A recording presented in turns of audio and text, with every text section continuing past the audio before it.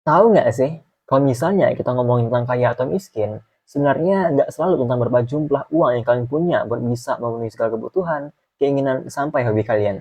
Tapi juga tentang pola pikir kalian yang mendasarinya. Nah, kalau kita membahas tentang pola pikir, ternyata ada banyak ahli yang punya pendapat soal uang yang berkaitan dengan dua hal.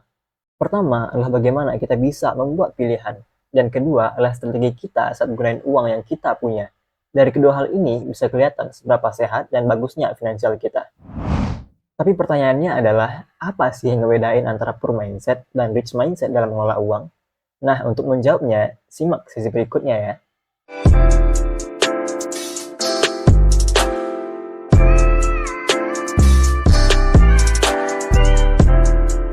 Dari seorang coach manajer keuangan yang bernama Jenny, berpendapat kalau kebanyakan orang nggak tahu bahwa mereka punya pola pikir finansial yang bisa berperan penting dalam mendorong perilaku dan kebiasaan yang mereka punya dalam mengelola uang dan menggunakan uang. Rich mindset sebenarnya punya nama lain, yaitu abundance mindset, yang artinya pola pikir yang berkecukupan, semuanya tersedia.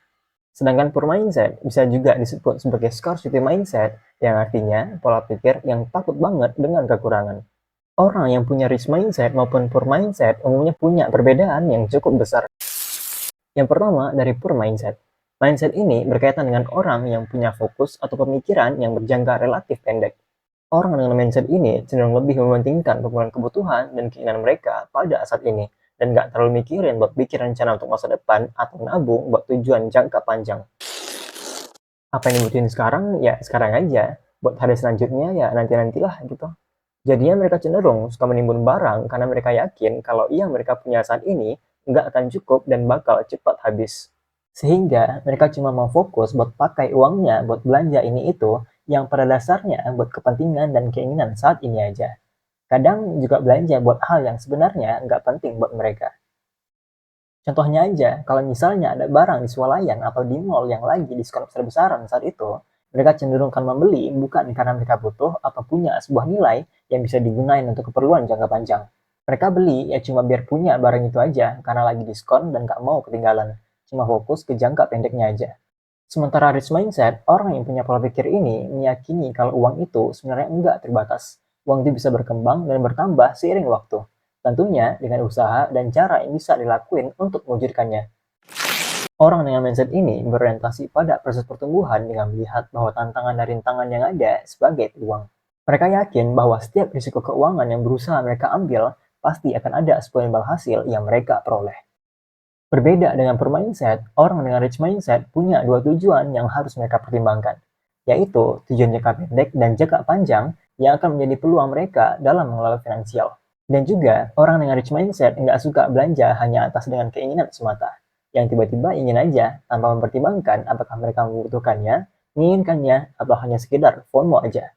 Padahal, seharusnya dipertimbangkan berdasarkan niat dan strategi, bukan hanya sekedar ambisi aja. Nah, itu tadi definisi dari poor mindset dan rich mindset.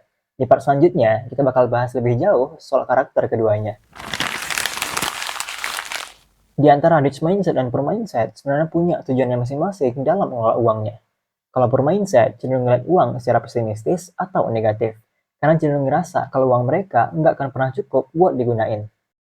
Dari seorang coach mindset keuangan juga berpendapat bahwa orang dengan poor mindset berkemungkinan untuk enggak memprioritaskan personal development atau berinvestasi pada diri mereka sendiri. Selain itu, mereka juga cenderung pasif buat mencari cara dalam memperbaiki situasi finansial mereka. Meskipun sebenarnya bisa dengan banyak cara. Bisa seperti belajar cara mengelola keuangan sesuai kebutuhan, cari side job tambahan, atau meminimalisir pengeluaran yang sekiranya enggak diperlukan. Sebaliknya, risk mindset cenderung lebih bersikap proaktif dan optimis dalam melihat peluang yang ada. Mereka lebih optimis kalau mereka bisa berusaha lebih cerdas dan keras untuk memperkaya diri mereka.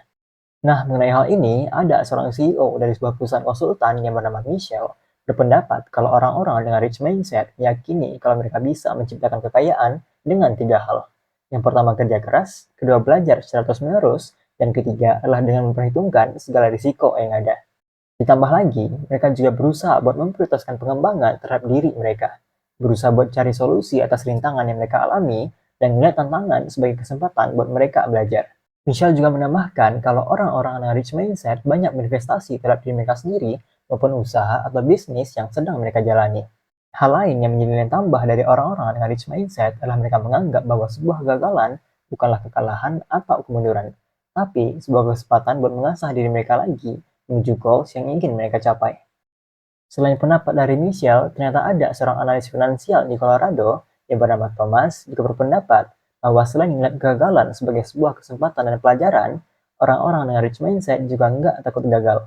Mereka berpikir kalau kegagalan bukanlah akhir, tapi sebagai kesempatan buat menyesuaikan strategi berdasarkan pelajaran yang mereka ambil. Thomas juga menambahkan bahwa ternyata ada perbedaan dari cara orang-orang rich mindset dalam memandang kekayaan dibandingkan orang-orang dengan poor mindset. Orang-orang dengan rich mindset berpikiran bahwa kekayaan adalah hasil yang mereka peroleh dari apa yang udah mereka usahain dari segala proses yang udah mereka lewati. Tapi yang menjadi pertanyaan selanjutnya, gimana sih cara kita yang memegang atau punya poor mindset bisa mengubah pola pikir kita menjadi rich mindset? Nah, hal ini akan dibahas di part selanjutnya. Untuk bisa memiliki rich mindset, hal pertama yang harus kita lakuin adalah dengan memahami alasan kenapa kita bisa memandang uang dengan cara poor mindset itu sendiri. Jadi, dengan memahami latar belakang alasan kita punya poor mindset, kita jadi lebih fokus buat merubahnya dan berangsur-angsur buat punya rich mindset dalam memandang dan mengelola finansial. Jadi, buat teman-teman yang sekiranya punya poor mindset, bagusnya pahami dulu latar belakang dan alasan kenapa kita punya poor mindset. Setelah itu, baru fokus belajar layaknya rich mindset. Yang perlu diingat adalah, poor mindset ataupun rich mindset itu bukan bawaan dari lahir atau bersifat tetap, tapi bisa dirubah, dikembangkan, dan bertumbuh dari poor mindset menjadi rich mindset. Karena ini tentang bagaimana kita memandang dan memahami sesuatu, serta mengambil tindakan atas hal itu. Nah, sebagai tambahan, Ginny Wieselo juga menambahkan kalau sebagian besar pola pikir kita tentang uang adalah hasil dari apa yang kita alami selama ini. Contohnya, seperti dari faktor didikan orang tua, faktor lingkungan, kondisi, dan sebagainya. Bisa aja yang awalnya kita punya rich mindset, sering waktu berganti menjadi poor mindset yang dipengaruhi oleh hal sekitar. Karena nyatanya emang bisa mempengaruhi mindset kita dalam memandang dan mengelola uang. Tapi menurut kalian, kira-kira kalian nyaman nggak sih dengan pola pikir poor mindset yang saat ini kita pegang? Udah bener nggak ya? Dan apa itu baik buat kita? Aku yakin kalau kalian pasti pengen punya rich mindset dan berorientasi buat fokus dalam jangka pendek dan jangka panjangnya. Berusaha buat ningkatin kualitas hidup dan finansial, tentunya semua ini butuh proses dan pembelajaran yang perlu dipahami buat ningkatin kualitas diri kita juga. Dan dalam mencapainya, Jenny Michelle menyarankan kita buat bikin pengingat terhadap diri kita sendiri. Seperti dengan menulis alasan kita pengen bertumbuh beserta tujuan akhir yang pengen kita capai. Jadi, lebih bisa motivasi diri setiap kita lelah atau sekiranya lupa dengan tujuan besar kita. Semua hal itu butuh waktu dan perubahan, yang biasanya nggak akan terjadi hanya dalam semalam. Tapi tentunya dari proses yang kita jalani setiap harinya akan membuahkan hasil di kemudian harinya. Tapi kesimpulannya, entah itu rich mindset maupun poor mindset, keduanya sama-sama punya tujuan dan jangka waktunya. Ada yang berfokus pada jangka pendek dan jangka panjang. Ada juga yang cuma berfokus pada jangka pendeknya aja. Pola mindset seseorang dalam memandang dan mengelola finansial bisa dipengaruhi oleh keadaan sekitar. Hal itu akan membentuk siapa dan bagaimana dirimu. Pada intinya, teruslah berproses, karena proseslah yang akan membentuk dan mengembangkan mindsetmu. Aku Yoga Saputra, peace out.